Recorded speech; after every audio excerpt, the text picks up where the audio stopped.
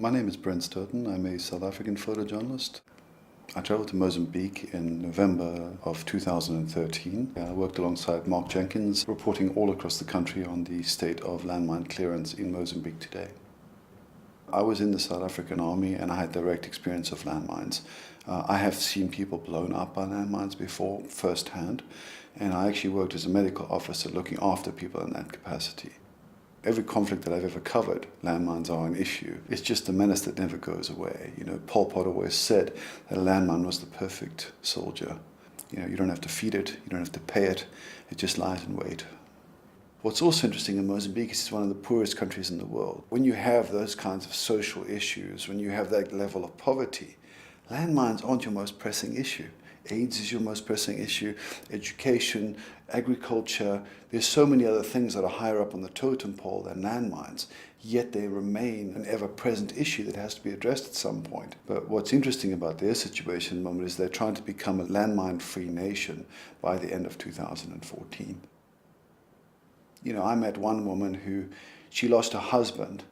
6 months later, she lost her daughter. A year after that, she stepped on a landmine herself. And then she'd had 8 children in total, and another 4 children died from natural causes, and another one was affected in a landmine blast.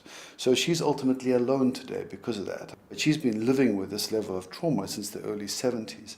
And it's a comment on the incredible stoicism of the African people, and especially the African woman.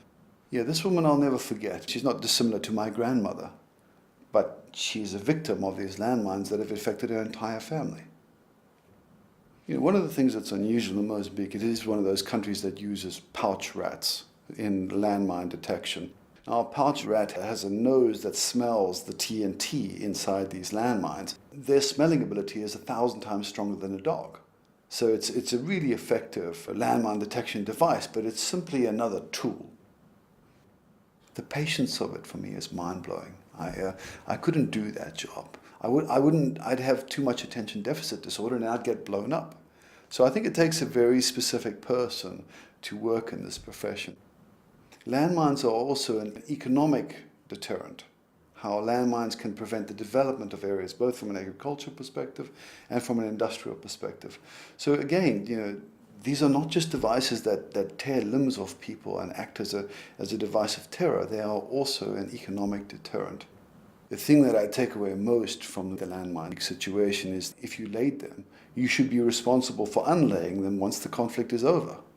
The fact that they can lay in the ground for another 30 to 40 years, maiming children, innocent individuals simply trying to grow food or walk home or get to their cattle or goats, that's a dramatic irresponsibility.